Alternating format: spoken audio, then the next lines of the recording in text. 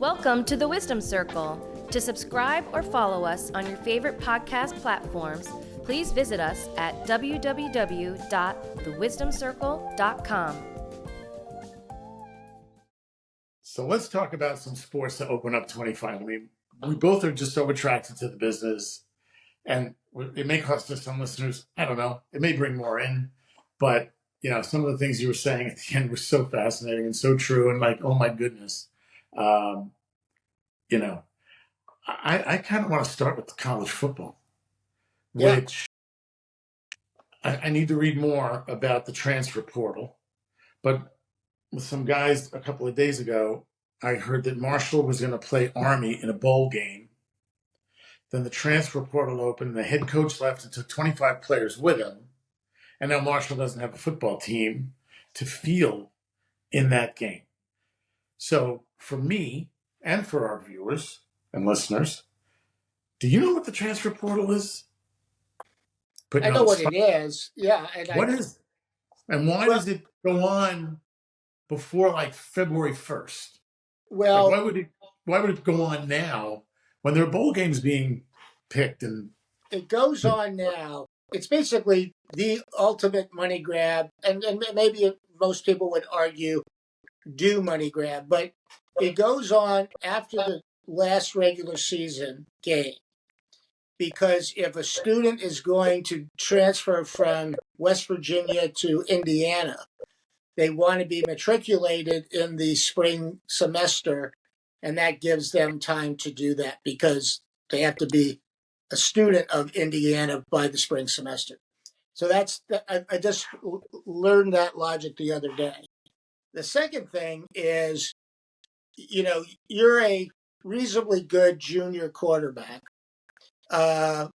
making $100,000 in your NIL, and another school who really needs a quarterback says, oh, by the way, if you come to our school, we'll give you $500,000 a year. So it's become a business. And the loyalty of that student, that athlete, really looks at it like a job. It's like you're at BBDO and you're making $35,000 and someone says, how about 75? And you go, okay, that's a pretty good leap.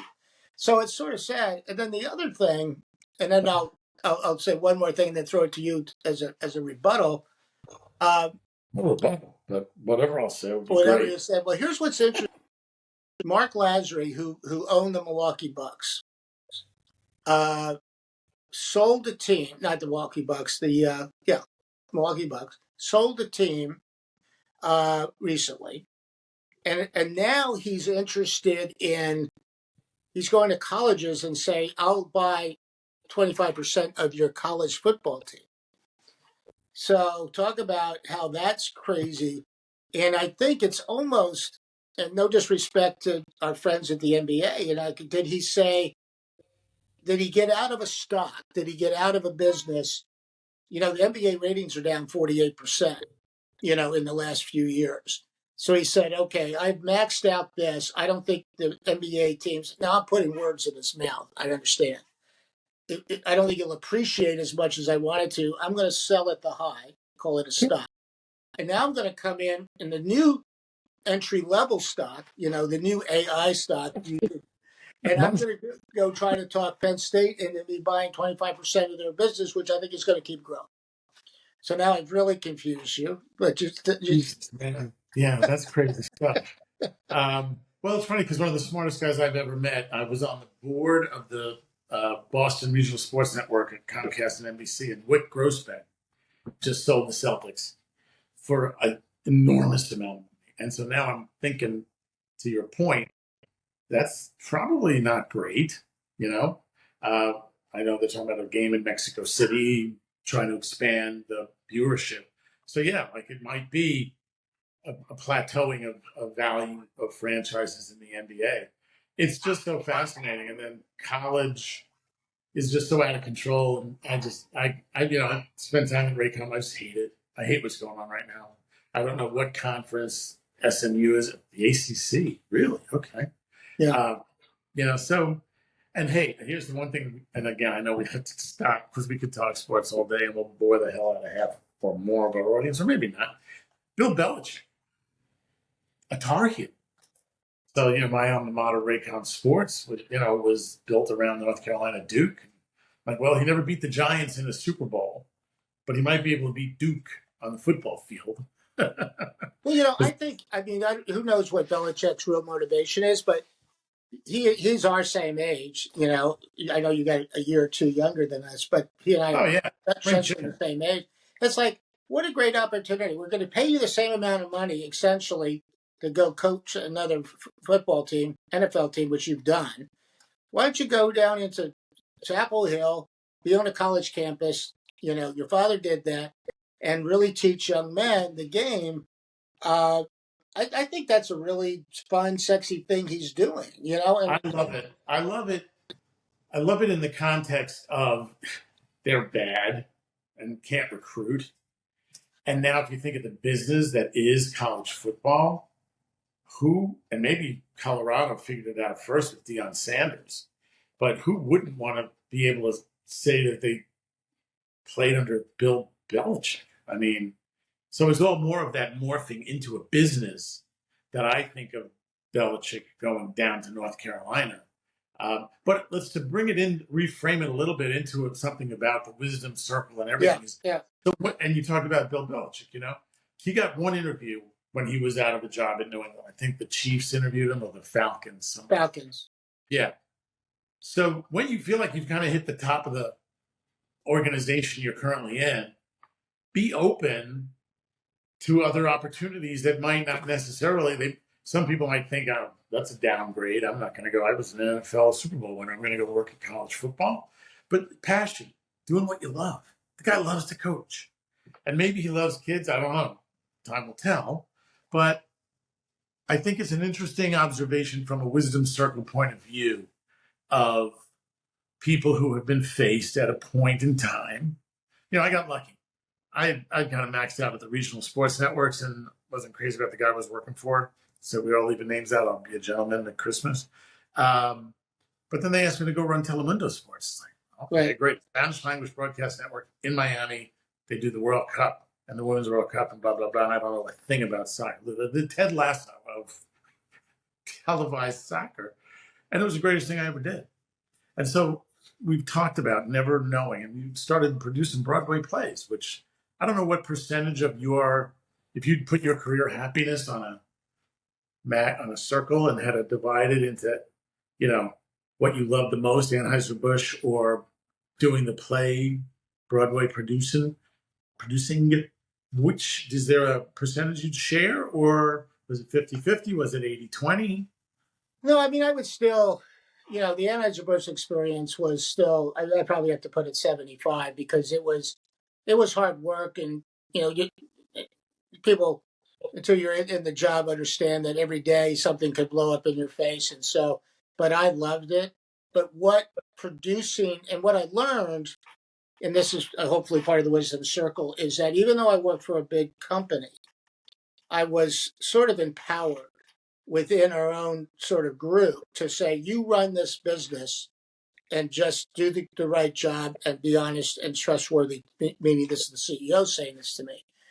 When I got out, many Anheuser-Busch executives for a long time were very frustrated we got bought. It was going to become a different company. Oh, really? It was not going to be, you're not empowered. Yeah, you're not empowered anymore. You're going to sit in a room with 6 other chuckleheads and explain why you're buying the Super Bowl. It's like, no, I can't do that now. And I'm going to tie it into Belichick for a second. So by going and doing your own thing, empowering to do your own show, Broadway show, you're now back into running your own thing again. Right. And that gives you satisfaction. Coming full circle with Belichick, it's like no one wanted to give him that power, that empowerment, because the owner said, we know you want no one to touch you. You just do your thing and you bring in a Super Bowl, but we can't live under that structure. Guess who's going to not tell him what to do? The University of North Carolina. Yeah. No one's going to tell him how to run a football program. So Right. He got what he wanted. So that's his, that's his Broadway in an odd way. Right. Exactly. I think I'm going to mention one other name of a guest. I think somewhere before next September, we should have Wayne McDonald from North Carolina back on the show. Yeah. It'll be Yeah. really interesting to see how that's turning out before the season starts, or maybe we do it in October or November. But I'll throw out the first invitation. I may have to selfishly tell him I need to go be a guest lecturer just to walk around during the fall. Because I'd love to hear from some of the students. Like he has a lot of the athletes as his students. Yeah. And to and hear how they feel about it. It's an interesting thing to observe. Yeah. What's your so pick another topic, music, entertainment. There's a new great Art Garfunkel album that dropped on November of 2024. It's called Father and Son. And it's Art Garfunkel and Art Garfunkel Jr. covering songs. I won't go through the list, but we all know them and grew up with most of them. And it is just a beautiful album. You know, when you hear his voice, if you go back and play any Simon Garfunkel song, and everybody would think of Bridge Over Troubled Water or something, and hear that crystal voice, he's 83. And it's not crystal, but it's experienced. And it's got wisdom in it. And it's like adorable in its own way. And I feel like a connection there, right? Because I kind of grew old with Art. I mean, he's older than me. But I pray every day that he makes another. And he just did a 4-night show at the Carlisle with his son. And I wish I lived in Manhattan on the Upper East Side. When he was there, it was in November, right before they dropped the album. But it's gorgeous. It's just beautiful. And Jimmy Buffett's album before he passed, Equal Strain on All Parts, is great. I'm still waiting for the next Steely Dan album, but that might be a long wait. But now, yeah, what's your observation? A lot of people have tried to figure out. I'm going to hit on the Taylor Swift thing, which maybe which is obviously a primarily a female phenomenon. But I've heard friends who've taken their daughters, and they're all Sydney Bruner, who was on our show, she went with her mother to New Orleans. And it was like a spiritual experience. And, Sydney's very smart. She's 24 years old. She's not easily, if it's not the real deal, she's not going to buy into it, but she was wowed by it. What's your take on what just went down with the Eras tour? So, this is the story that Peggy, my wife, has heard way too many times.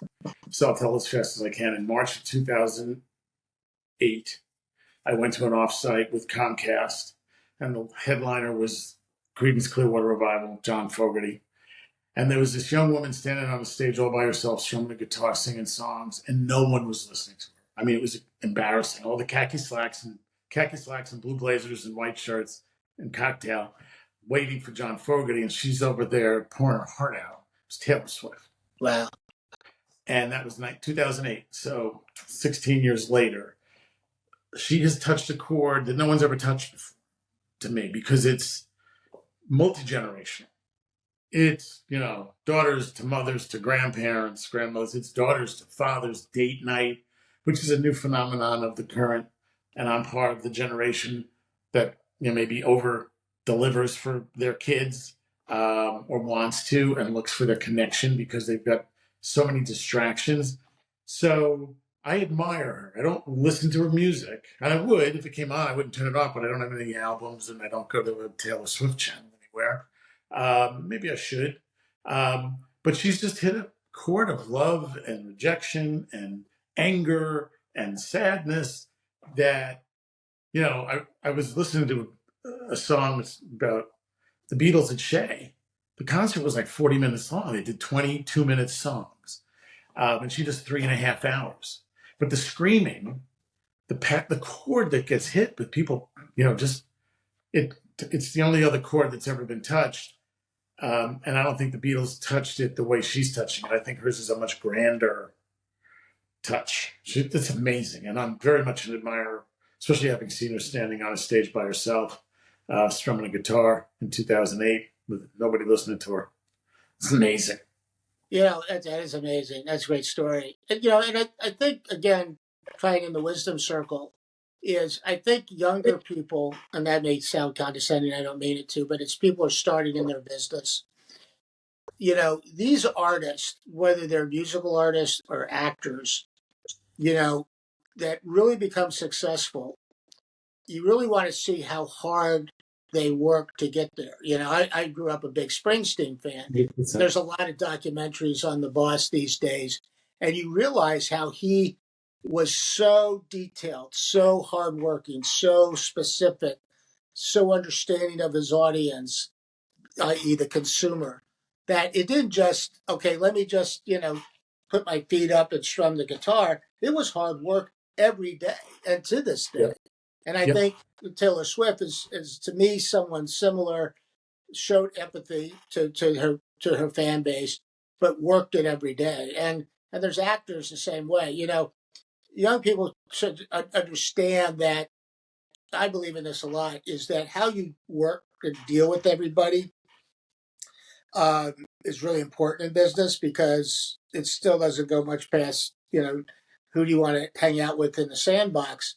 And I saw Right. this even in the theater. I used to say, well, why do the same actors sometimes follow the same director?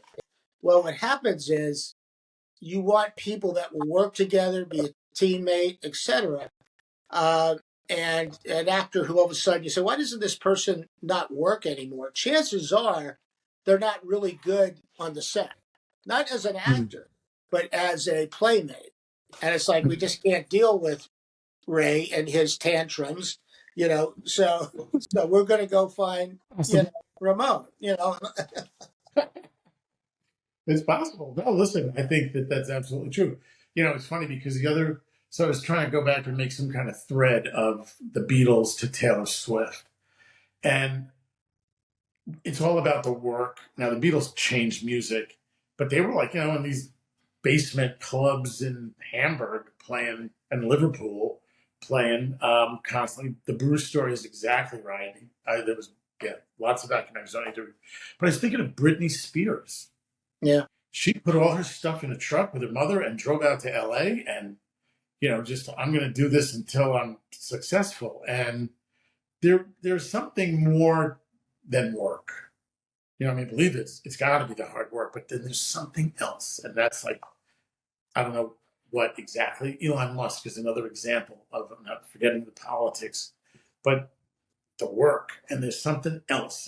I don't know if it's genius or passion or some wacky combination of the two.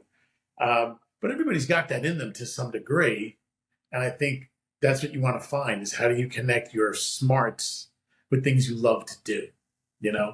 I felt like, we both got lucky, I wouldn't say dragged into the advertising business, but, wasn't on my list of things to do when I grew up. And I loved it. And I actually did it pretty well. So that's the whole thing about, just figuring out, getting going, get in the truck and go, go to the interviews, shake a hand, contact eyes, be smart, do a little homework, get ready to meet who you're meeting.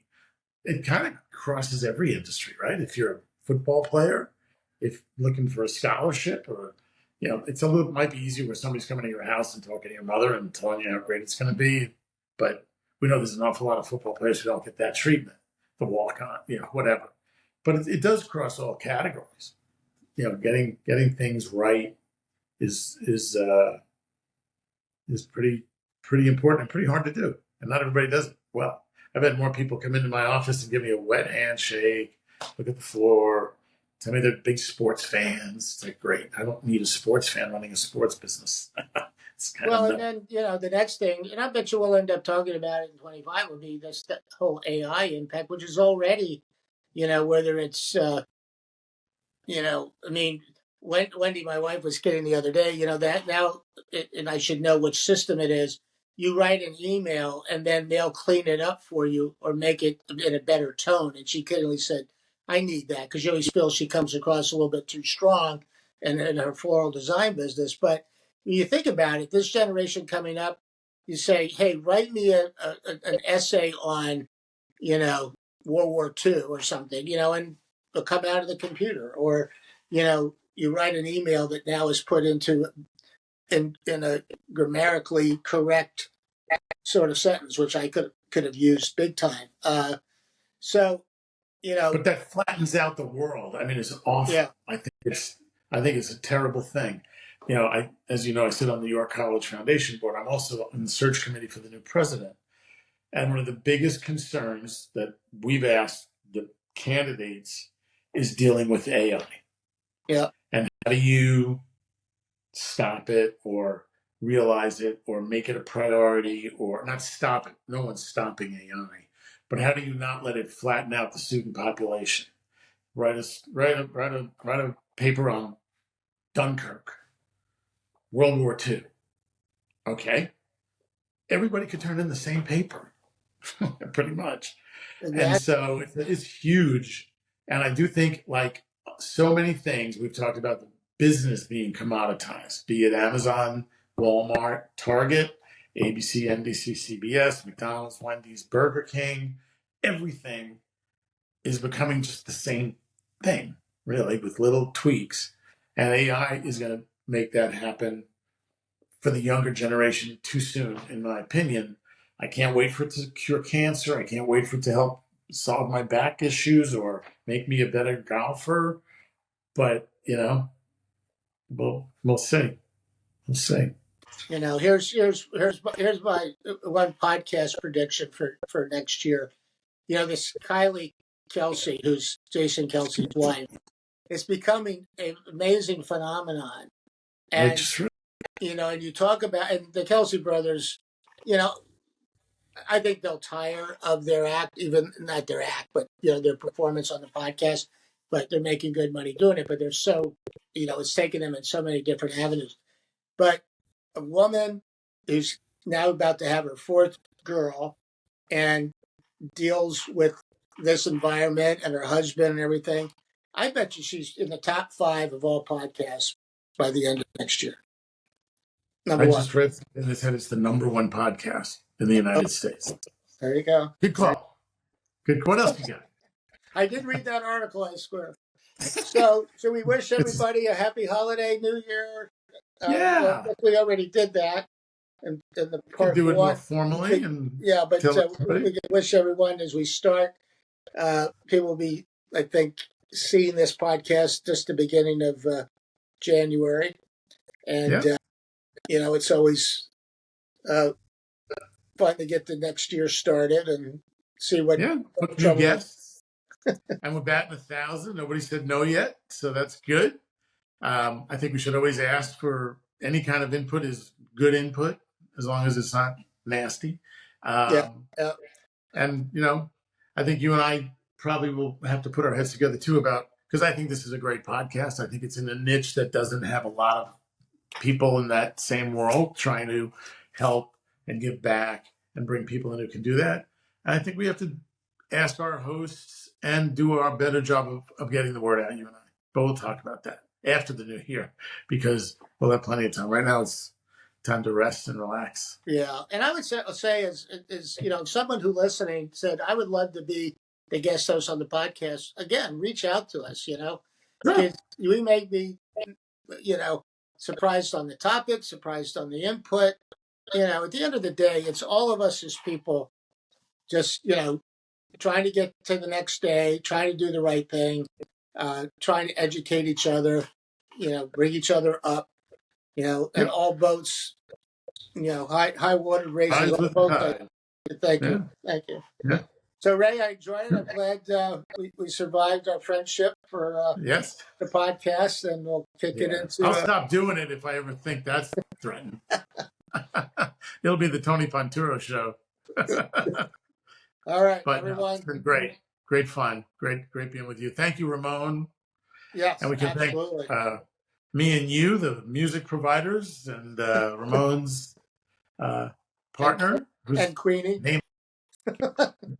We have to for the artwork, and so maybe we'll do a little refreshing too. There you go.